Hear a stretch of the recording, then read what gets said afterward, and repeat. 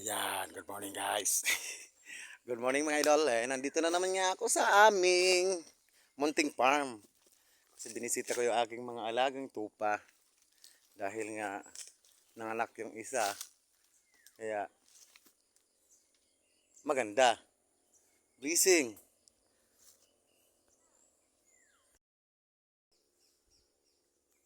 Kamito. Ayan, nagsisimula naman ang mumulaklak ang kasoy. At saka yung aking avocado. Ayan, nagsisimula na naman bulaklak yung avocado. Magbibigay na naman siya ng maraming bunga, mga ludi. Ayan, meron na naman tayong gagawing ice cream. Ice cream. Ayan.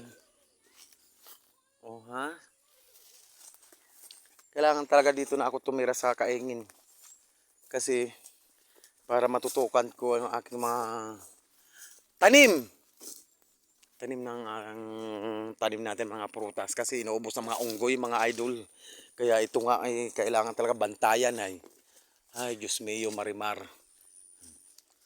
Ayan, malakas lang ang tubig natin ay ito ay nagsusuporta sa tanim. Dahil ang ating nyog ngayon ay naubos ang bunga dahil sa unggoy. Ay, apo. Ayan.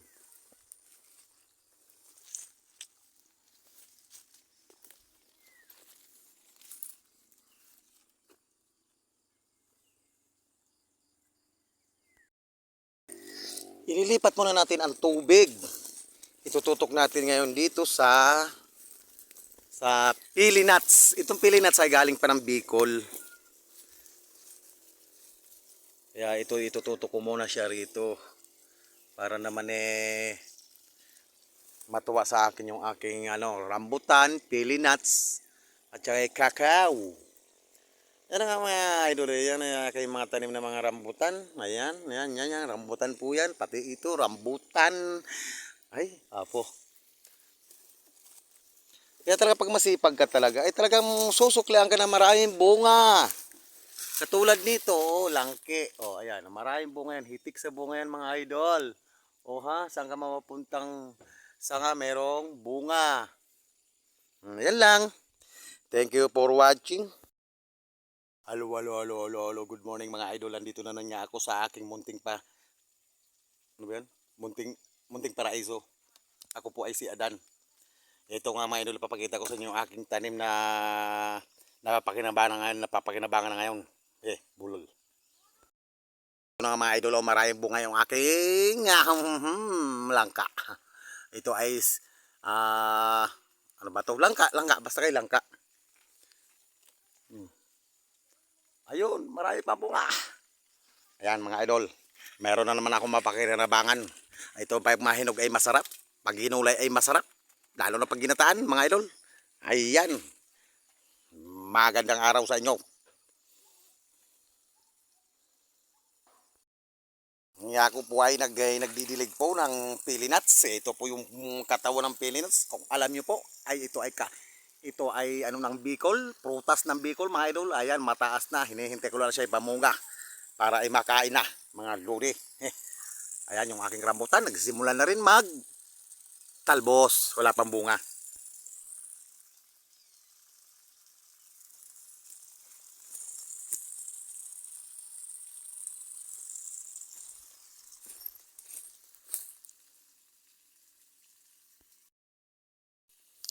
Ngayong araw nga mga idol ay titing kami kung ang may laman ba itong tatig, itong puno ng inyo para maiprito namin, maiulam mamayang hapon. Huwag lang po ang ulupong ang laman nito. Ayan, mamaya titingnan ko kung maraming tatig para maibusa.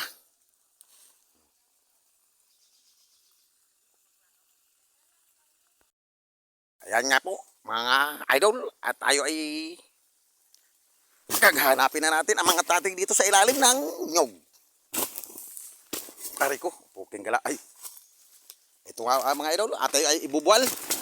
Uy, ayan na, nabuwal na mga idol. Titingnan natin kung may laman na tatig. Mukha naman sigurong wala. Ay, pero meron niya sa loob. Dandahanin mo na lang, baka maano yung tatig. Parang, pero tayo niya yan. Ano hindi? Ayan, yan, sige. Baka nasa katawan.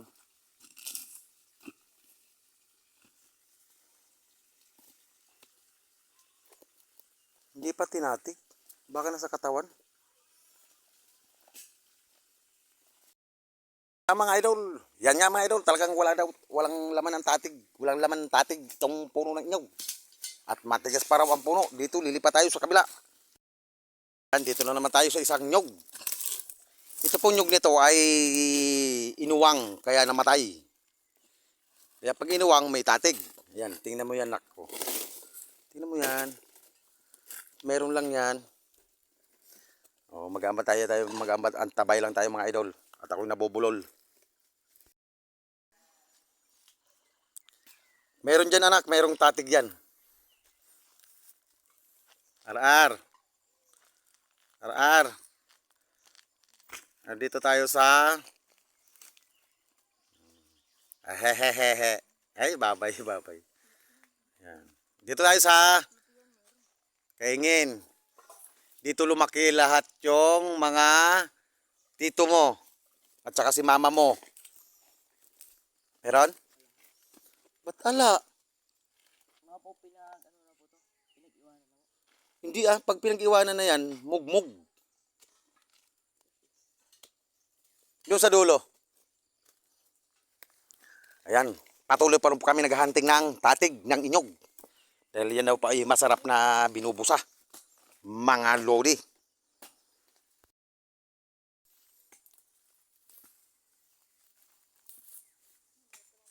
Ha?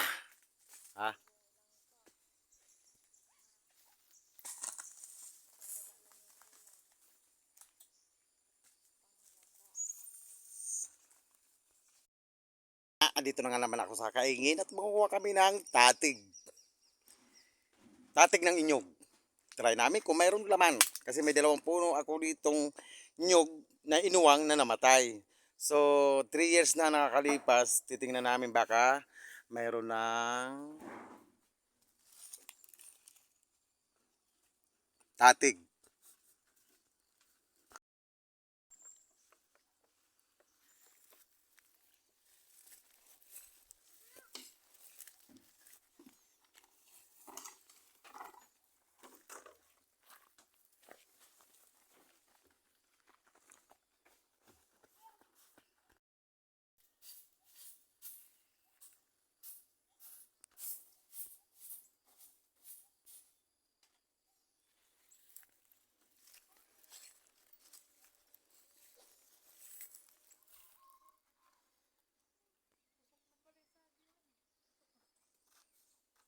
Ay, Diyos ko po, Idrik. Dalhin mo dito si Arvin. At pag yung gumano, tumambling, Idrik.